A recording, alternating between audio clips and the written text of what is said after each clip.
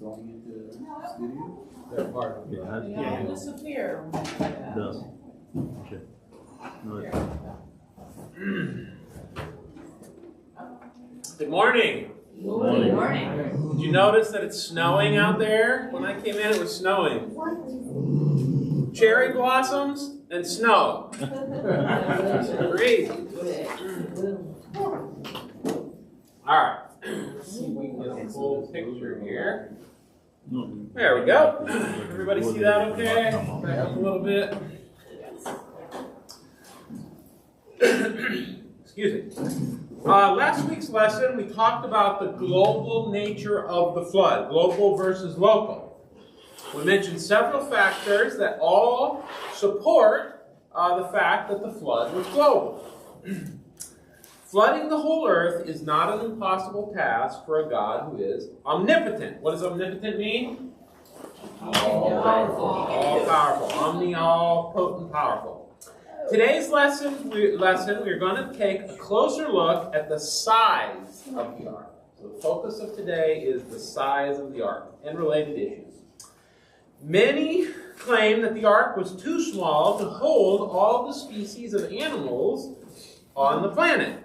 Dinosaurs, elephants would never fit, and that there was not even enough time for the different species to develop after the flood. We're going to examine Scripture and some historical and scientific sources to help us arrive at a biblical understanding of these ideas. When we examine these issues through biblical glasses, we can make sense out of them. Today's lessons cover the following three topics: the size of the ark, construction of the ark, and challenges raised about the ark. So those are what we're going to try and put on. We have 2 videos we're going to try and get to if we have time. What you need? You need to head to class, okay? I know. Did you get your printout? Yes, I did. Thank you. Perfect. Okay, I have handed out this worksheet. So we're going to try and fill this in as we go through the lesson today. I'll try, when we come across the piece of information, I'll try and mention it. But if I don't, just keep an eye out. The order... Interesting. The answers have different numbers. I knew there was going to be some errors on this because I was finishing it up this morning, but if you find a typo, let me know. I'll just circle it. The order of this should follow the order of the lesson. Okay. Use the ARC fact sheet to record some of the information that we will be discussing today. Does anybody need a pen? Yeah. 1 pen. 2 pens. Anybody else? Yep, 2. Okay. At least 2. And if you aren't able to scrabble down, I do have the answer keys that I'll pass out at the end. Back over here, Pastor.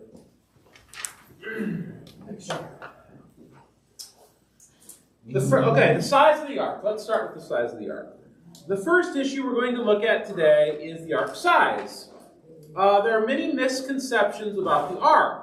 We want to look at the text to make sure our thinking lines up with God's Word. So first question is, what are some common ways the ark is portrayed, particularly in children's Sunday school? Yeah, it's relatively small, right? I mean, that makes sense. It's got to fit on the picture. What else? What else do you usually see on the picture? I mean, I have an example here, right? You have the animals looking out. It's kind of what it is it's a representation to give kids the idea. The ark is shown looking like an overloaded bathtub, with giraffes sticking out of the top, some pretty parrots on the roof, a smiling lion standing beside Noah. The trouble is that builds a misconception into people's minds that the ark was small. In reality, it was quite a large vessel. Another depiction you'll often see is this, where the ark is a box. And we'll talk about why that conception is. It's likely that both of these are not accurate representations. And we'll look at some of the reasons. Let's compare these descriptions to what we actually see in Scripture. The Bible gives us details on the design of the ark. So we're going to start in Genesis 6:13 through 16. And here's where we'll get the first couple of answers to our fact sheet. The Bible says, Genesis 6:13 through 16, and God said unto Noah, the end of all flesh is come before me, for the earth is filled with violence through them, and behold, I will destroy them from the earth. Make thee an ark of gopher wood. Rooms shalt thou make in the ark, and shalt pitch it within and without with pitch. And this is the fashion which thou shalt make it of.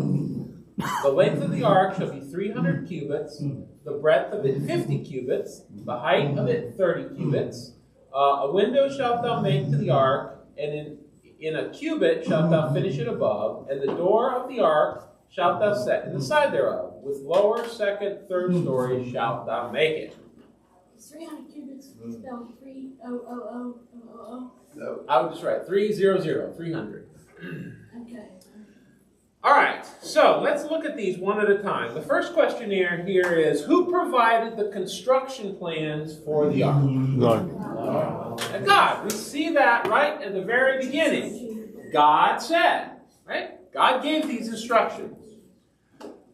All right, second question. Who was to make the ark? No. He gave the instructions to Noah. There we go, Noah. Now, Noah wasn't the only one who worked on it, right? He had his family. If you look at the timelines, his father and his grandfather were alive for much of the time of the ark, and no doubt he would have had people that he hired to build the ark. Remember, we said it was built over between 45 and 70 years, so there was a lot of time for working on the ark. Okay, next question. The ark was made of what material? Gopher. Okay, gopher wood. Who knows what gopher wood is? Do we actually know what gopher wood is? No, we don't. We don't know. Some have speculated that maybe it was cedar. Cedar. Maybe it was, I can't remember what the other one was. Cedar is one speculation. All right. Next question. The ark was covered with what? Pitch. Shall pitch it within and without. Okay, what is pitch? Tar. Some kind of tar. It's hard to know if it was a plant-based pitch, right, that you get from pine, or if it was, if there was some kind of asphalt, tar stuff that existed before the flood. We don't know, but it was covered with pitch. Water sealant. Next question. Dimensions. What were the dimensions? 300 by 30. 50 by 30. Good. Right there. Okay, those are in cubits. Now we talked about what the length of a cubit is. Do you remember what it was? 8 feet inches. From here to there, right? Now the trouble is, if we get two different people, Sharon and I, if we compare, we're going to have two different lengths, right? So we're not certain how long in inches it was, but it was somewhere between 18 and 20 inches. And we'll do a conversion later to turn those into feet. Should have them in my Bible. Does it have it? 450 feet, 75 feet, and 45 feet. Perfect. And there's actually a little bit more distinction that we'll talk about when we get there. So hold that thought. Yes, that's assuming 18 inches. Yeah. So good. You can't look in your Bible. That's cheating. All right. How many openings were in the ark? 2. The window and the door. Window and the door. How many floors? 3 floors. 3 floors. And there was rooms, right? Many rooms. 3 stories. All right.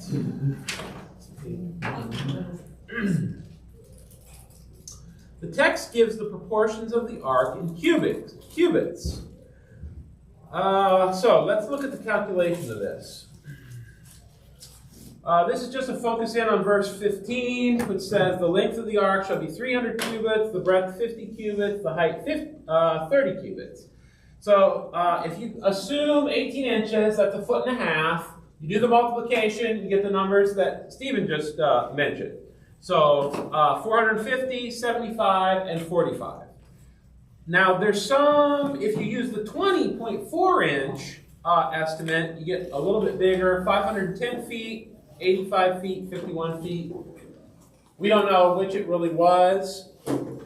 There's some thought that it might have been the longer dimensions because this 20.4 inch was actually, if you look it up archaeologically, this was an established royal decreed length. So that may indicate that that was what was used as the cubit, especially when when Moses was writing the cubit. But uncertain, it's somewhere in that range. Interestingly, the equivalent to a standard semi-trailer, and here I just have those ones that they pick up and drop on the semis, that would be equivalent to 500 semi-trailers. I used to go in the Shady Grove Metro all the time, with Metro Station, and I was making measurements of that, using the 8 cars long and stuff. And it's about the size, it's a nice size. If you want to sit in there and speculate, it's about the size of the Ark. So it's about 450 feet, a train, an 8-car train?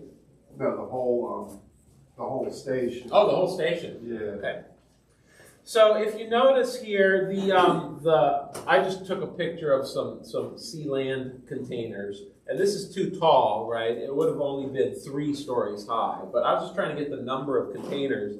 This looks like a huge amount of space. This is only 280 containers, if you estimate it. You did that picture? I did that picture, yeah. I mean, I pulled it off the Google. I didn't create it.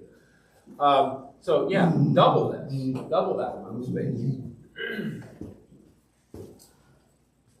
So you see how many Metro is about 8 cars long, so I think you probably know that would be 6 cars. Okay, from the ancient records and archaeological information, we know there was a different standard for the cubit at the different times and in different regions. The range is from 18 to 20, as we discussed.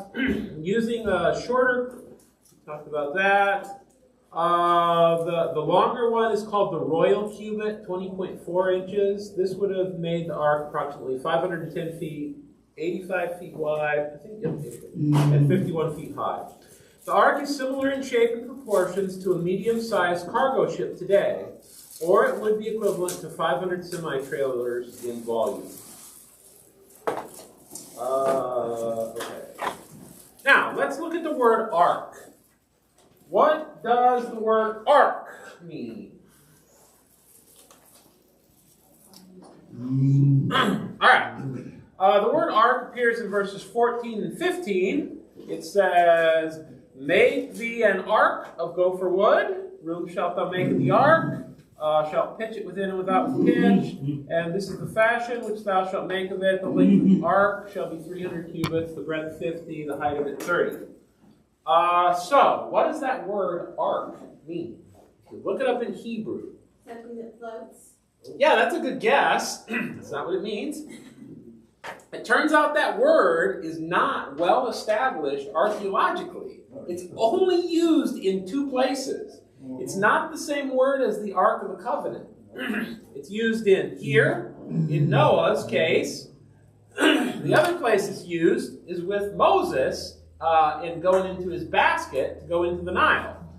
And when she could not longer hide him, she took him from an ark of bulrushes, daubed it with slime and with pitch, and put the child therein, and she laid it in the flags by the riverbank. If you Slime? pitch, that's what they put on the outside. Since it's only used twice, we don't have a lot of indication of what the word actually means. If you look up its meaning, like in Strong's, it means this. That's the name they've given it, a box, or ark. Okay? There's some indication that when we think of a box, most likely the way it's used here, an ark of bulrushes, a basket, it was probably not in the shape of a box. So the use of the word box isn't really talking about the shape, right? We're not talking about it's this wide by this long by this tall. We're talking about more likely this word has a meaning of what it was used for. So what was this used for in both cases? Yeah, it's to preserve life, a floating life preserver. Okay? So what I'm trying to get to is here, the word ark, although we have the dimensions of a rectangle, the word ark does not necessarily mean it was just a rectangle shape, right? They're just giving the broad dimensions of it. where the word archaeology comes from? That's a good question. I have no idea.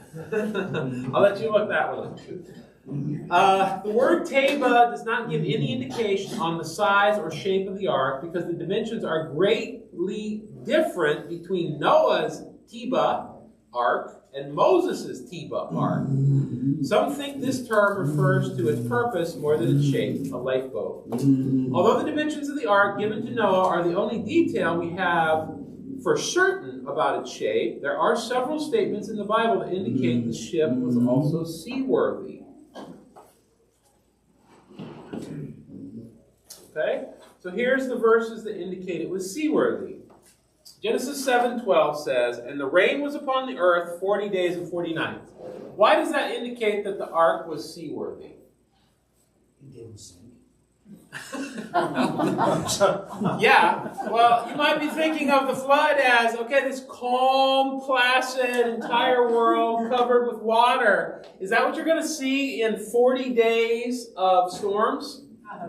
No, you're going to see tons of atmospheric conditions, right? Weather. That's going to produce waves. Miracles. The fact that the ark survived is an indication it was seaworthy. It had to stand up to that punishing weather.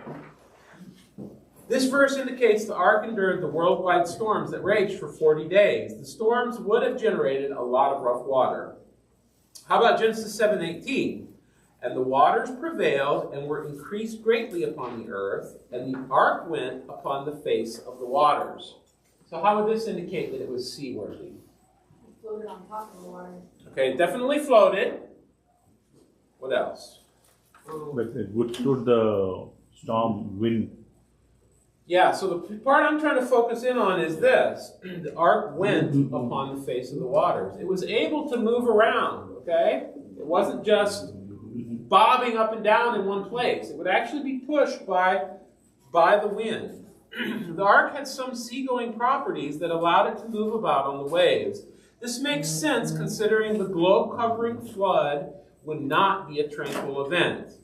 And then again, we see the same point in Genesis 8:1. God remembered Noah and every living thing and all the cattle that was with him in the ark. And God made a wind to pass over the earth, and the waters assuaged. If there was a wind and there's water, you're going to have waves, right? So it had to be able to survive those waves. George, question? Fishes, it did not get into the ark. What's that? The fish. Yep. So all the fish that was in the water, Yep. that survived. Yep. Waves actually come from the moon. That's exactly right. And I'm going to hit on that point a little more later when we talk about what was in the ark. Nowadays, waves come from the moon. Not waves so much, I think. It's tide. No, The tide. Yeah, the tides come from the moon. Yeah, exactly. So the answer to number 11 is 2 by 2. Let's see. I got to go back to this page. We're not 211 yet. I don't think we're to 11 yet. So we've hit 8. How many semi-trailers would the ark fit? I'm 500. sorry. How many would that? 500. 500. Got that one? What's the Hebrew word for the ark? Teba. Yes. The Hebrew word is Teba. Teba, yeah. T-E-B-A-H. Its meaning is, Stephen just said, box. T-E-B-A-H. Teba. And its meaning is box or ark. Okay, that's where we are right now. Thanks, Sharon, for bringing me back to that. Okay. Let's talk just briefly about what the ark was made of. The text talks about the coating inside and out with pitch. Pitch was a substance used to waterproof the coating. It's not entirely clear whether it was plant-based or mineral-based, petroleum. The same is said of the ark for Moses. Both were pitched. The Bible says the ark was made of gopher wood. Unfortunately, nobody knows for certain what type of wood this represents. Some have suggested it may be cypress. That was the other one I couldn't remember. Cedar or cypress. Even though we're not sure of the type of wood, we know that God gave Noah a specific instruction for the type of wood to be used. So we know it would have been one that would hold up well. Okay. The ark was truly a massive vessel, not some tiny tugboat that would tumble with the first big waves. Now, I apologize for the quality or the lack of quality of this figure. Clearly, I downloaded this from Google. It had some background stuff in there so that you know where it came from. I was not able to find it without that in there, so that's why I went ahead and went with it. This gives you the size of the ark compared to some other historic vessels. It's interesting, we're going to watch a video, and in that video they're going to quote a BBC documentary where they proved that the ark could not have been seaworthy because it would have had all these leaks. It was way too big for a wooden vessel. Archaeologically, it's not possible. And yet, one of the biggest known Greek, I can't remember how to pronounce these. What is it? Philopater's, Tessa Rocket. There's Trireme. Yeah, there we go. These are rowed vessels. Almost the same exact size, 400 and some feet, 420 feet. Chinese treasure ship, same general scale. So they're just incorrect that archaeologically it was not possible to build wooden ships this size. It was. All right.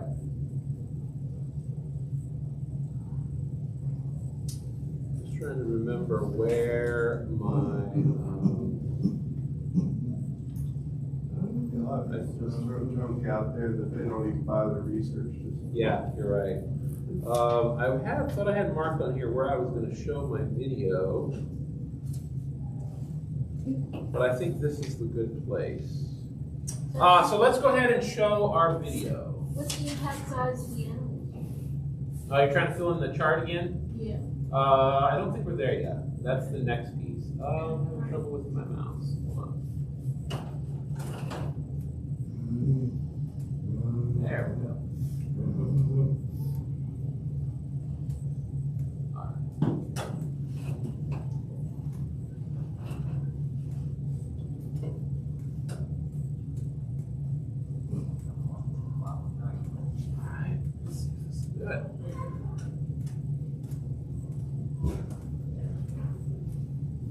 There we go.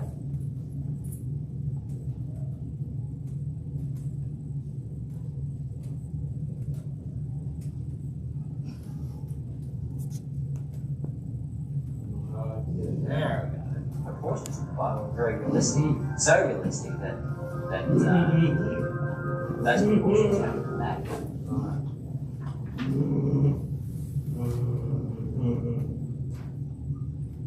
All right, this is a pretty good video. Let's see if I can turn it up. And I think right here. There we go. All right, here we go.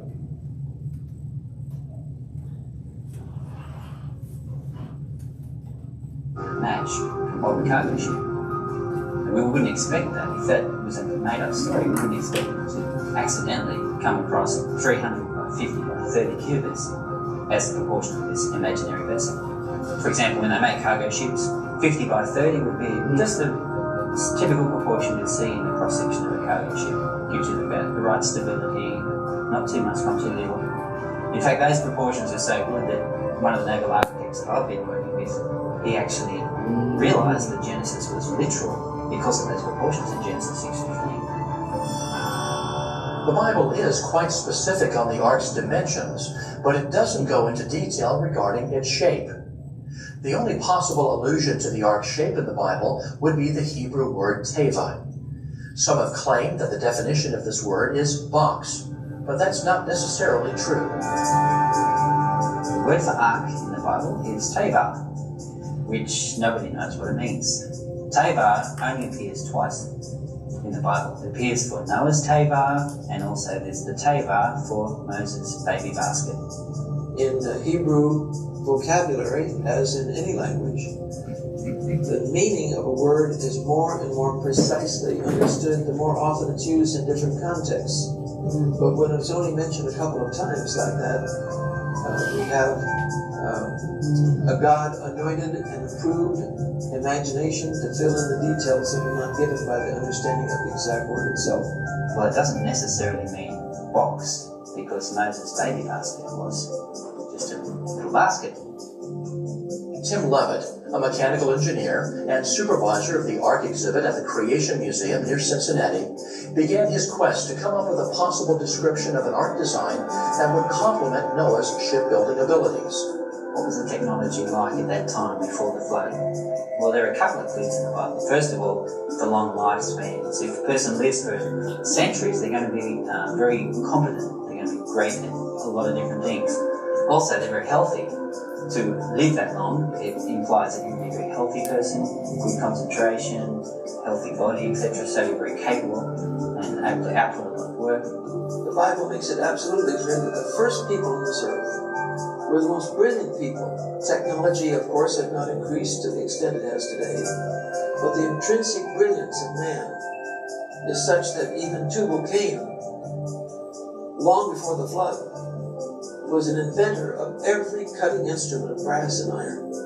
We would expect that the technology was probably a similar level to ancient Egypt, ancient Greece, China, for example, and perhaps similar to the pre-industrial revolution in Europe. Noah, with the available technology and tools and help available to him to build this, over the 120 years that God gave him, was perfectly capable of building such a gigantic model.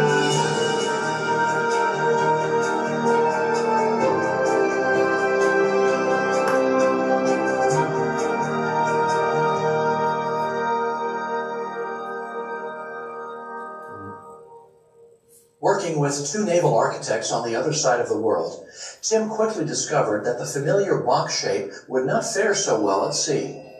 The flat sides and bottom would give the passengers a very rough and even dangerous ride.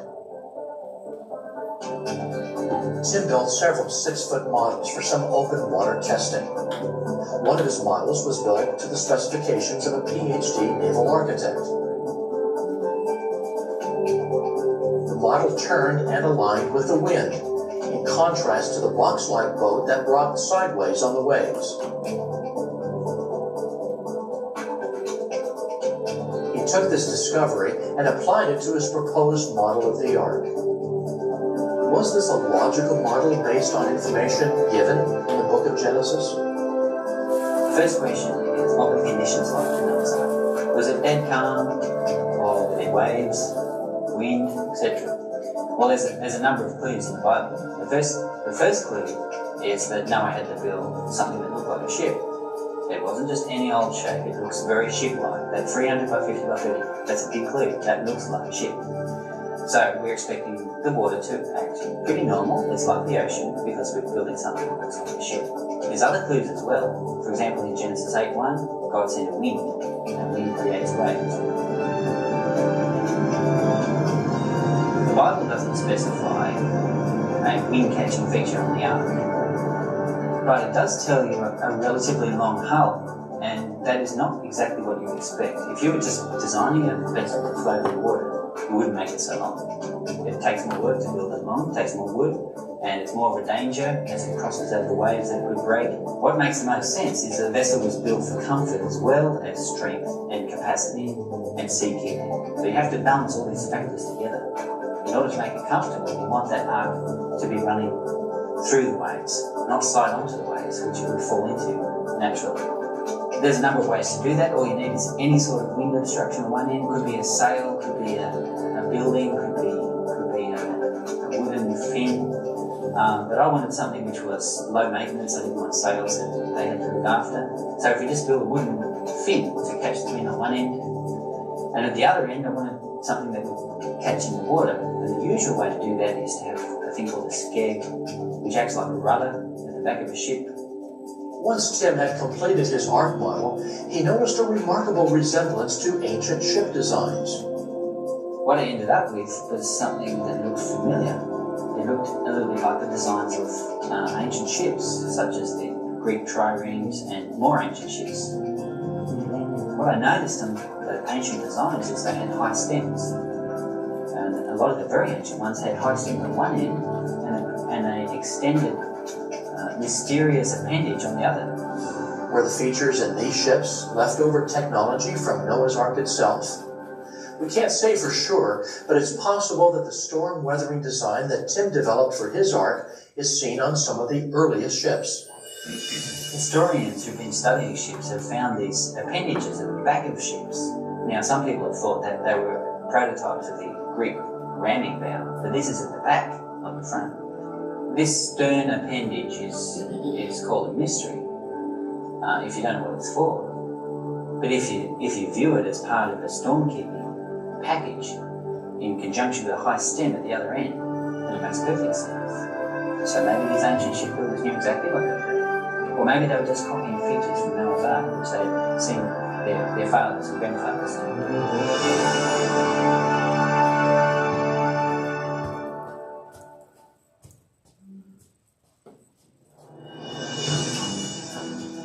What about the construction of the ark itself? How could such a large wooden boat hold together, especially in rough seas? A recent documentary produced by the BBC scoffs at the idea of a wooden vessel 300 cubits long. According to Tom Bosmer, an expert on ancient boats, not even 19th century engineers could have built an ark that big out of wood alone. Even 19th century boats had steel frames inside wooden frames. The problem with a 450-foot boat made of wood is that the wood, as a material, cannot maintain the shape of the boat. And the boat would start to distort at sea, the seams would open up, and it would sink. It's a safe bet that a wooden ark that size would have sprung hundreds of leaks along the length of its huge hull and sank like a stone.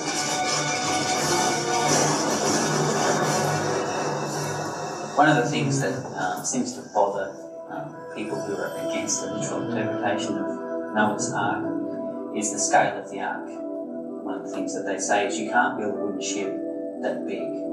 In the same breath, they would usually pick some ships from 100 years ago, maybe the 18th, 19th century sailing vessels, and say, well, they had trouble getting boats longer than 330 feet or so therefore it's impossible for ancient people to build Noah's Ark.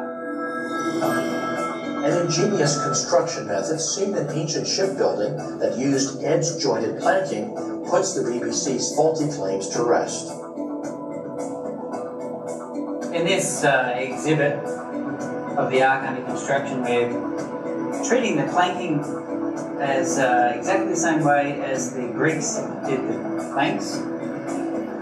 When Greeks built their ships, the large ships, they used to use multiple layers of planking, and had this special trick where they had joints in between each plank. And you can see the joint here, they're a tenon, and they fit into a mortise in the adjacent plank, and that locks the two planks together. There's no way they can move, there's no way they can break a seal and let the water in.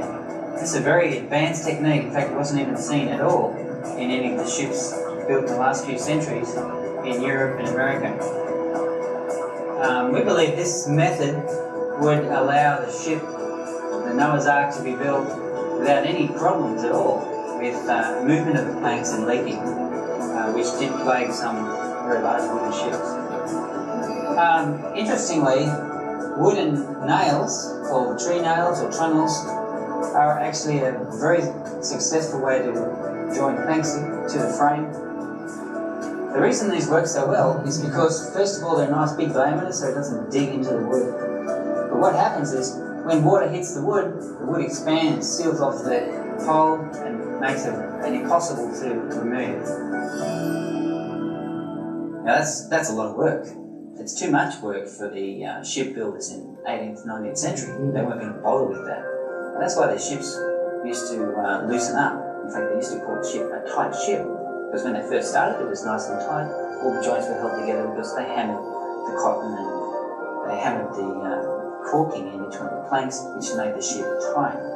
But after a while, it became, well, a loose ship. The ancient Greeks, however, had much higher quality in the hull. They built the hull with planks that were mortise and tenon, threw out thousands of mortise and tenon joints. It doesn't take any high technology, it just takes more labour.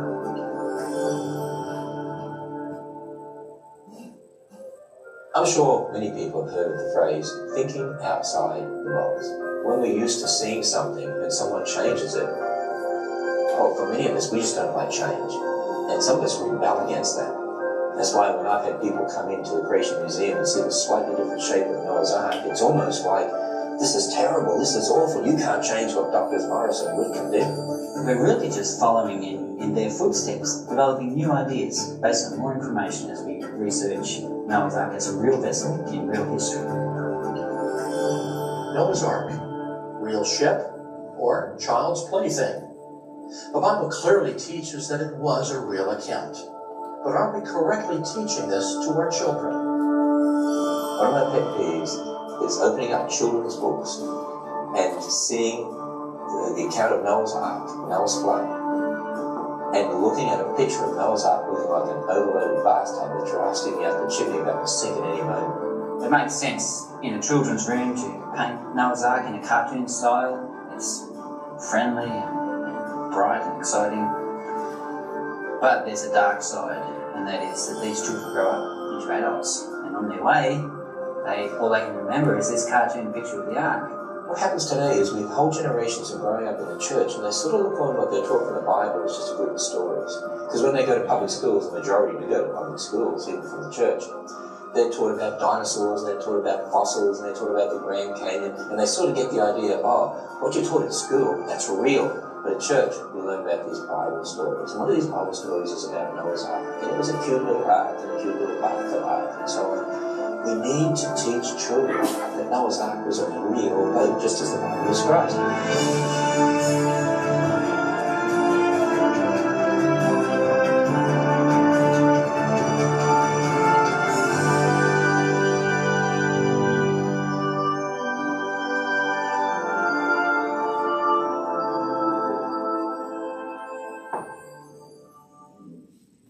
Can you hit the light, Steve?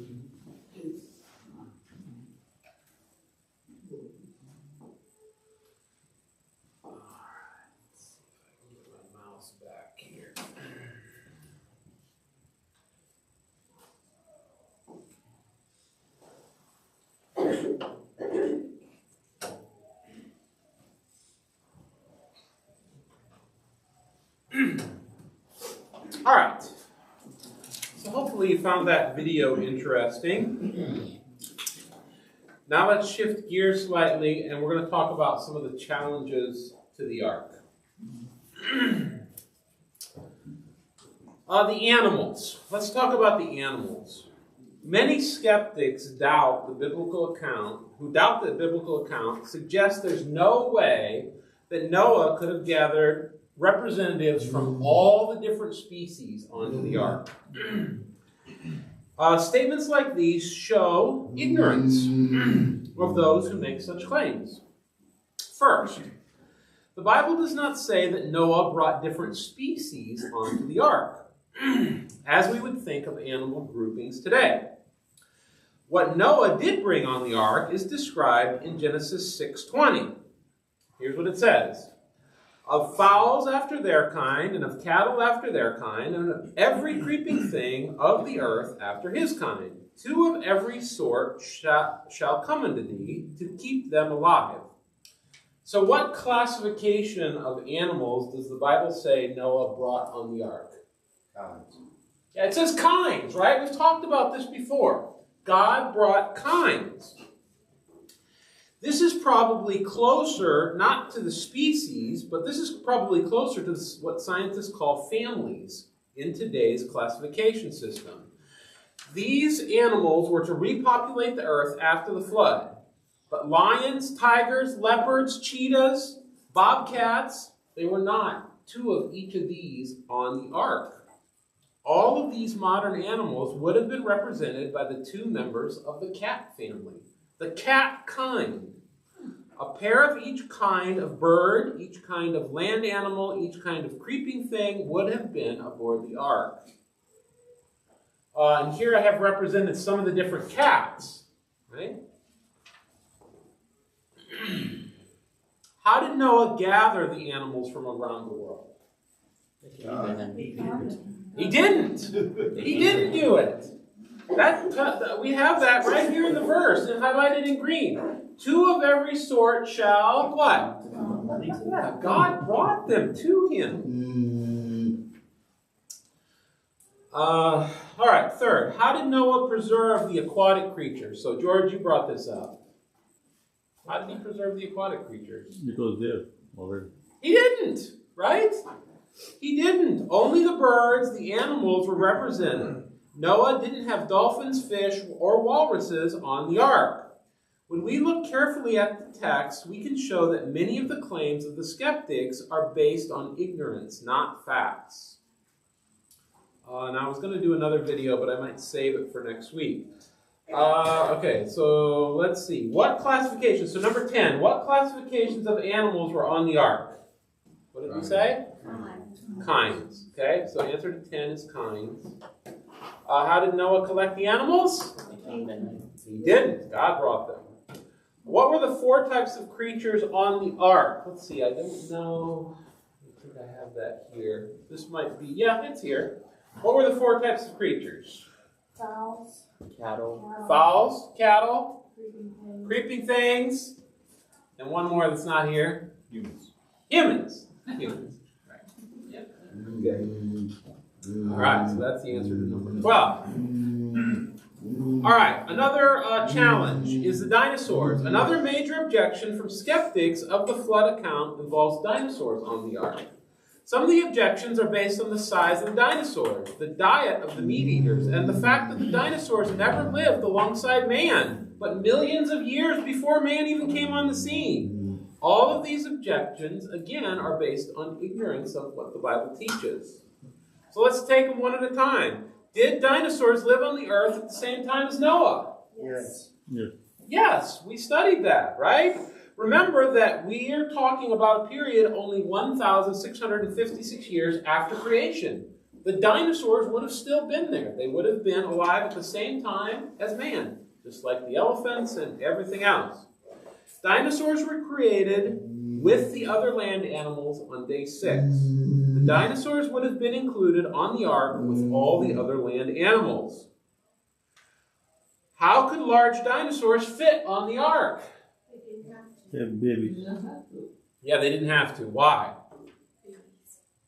Yeah, it goes back to this piece of this verse. Who was it that brought these? God. Yeah, it was God, okay? Now let's think. God's going to want to bring animals, first of all, that fit on the ark. And second of all, that when they get off the ark, they're going to be in a good condition to be able to reproduce, right? So for both of those reasons, obviously, God is going to bring young, right? As to the size, even the Linus dinosaurs came from eggs, not much larger than a football. Just point of interest. Raptosaurus grew from a terrier to a bus size without changing shape. A sign that its young could manage without much parental care. This is just, I just got that from Google. So that's just a secular approach. You can see the size here of a young. It turns out that the average size of a dinosaur was not much bigger than a bison. Taking smaller juvenile animals on the ark would require less space and would allow the animals to be in their prime to start repopulating after the flood. The same would go. So you're actually saying that dinosaurs as big as my tandem bicycle? So on average, the size of animals on the ark were the size of sheep. That's the average size. The small ones, the big ones. On average, it was the size of sheep. On average, the size of dinosaurs is the size of a bison. That's like a cow, a buffalo. The same would go for the elephant kind, the giraffes, and other large creatures. Additionally, many dinosaurs were actually very small, the size of a large dog or smaller. A recent study of known fossils shows that the average size of large dinosaurs was about the size of a modern bison, the American buffalo. All right, let's just see if we got any questions here. How would the animal age? Okay, so how would the animal age impact the size of animals on the ark? This is number 13. Older the bigger. Pretty much, yeah. They're going to bring juveniles, right? Yeah. Juveniles, so they'll be smaller. Juvenile animals, smaller. What was the average, number 14, what was the average size of the dinosaurs? Bison. Bison, buffalo. All right. Question, how many different dinosaurs would have been on the ark? 1. Okay, so you know it can't be 1. I was thinking 1 too, but it can't be 1. Why can't it be 1? There was 2 of each kind, right? All right. Yeah. So, a bit more specific, though, how many kinds of dinosaurs were on the ark? 2. Okay. Now, you got to remember, we're talking about family groups, right? So, archaeology shows that there were at least 700 different dinosaurs that have been found in archaeological records. 700 different fossil types of animals.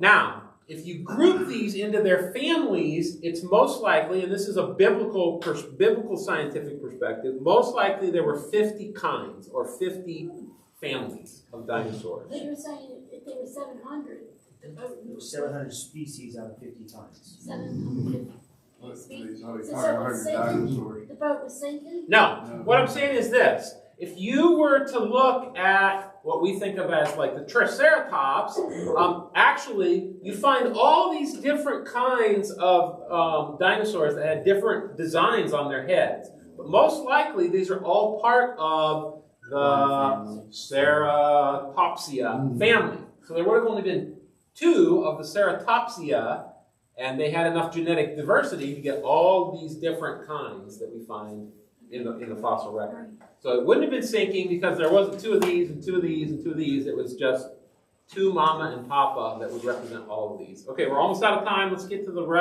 end of our page here. Scientists are working hard to understand the ark kinds, what the ark kinds would have been. The number of animals that would have been needed to be on the ark is in the thousands, not the millions, as many would claim. So number 15. Although there were 700 species of dinosaurs have been identified in the fossil record, how many dinosaur kinds are estimated? 50. Okay, we're out of time, so we'll stop there. I have the answer sheet. We'll pass that out if you want it. Let's go ahead and close in prayer, and then we'll be dismissed. Dear Lord, we thank you that we could be here to study your word, to learn more about it factually, dear Lord, and that your word is accurate. I pray that you would help us to listen in the morning service and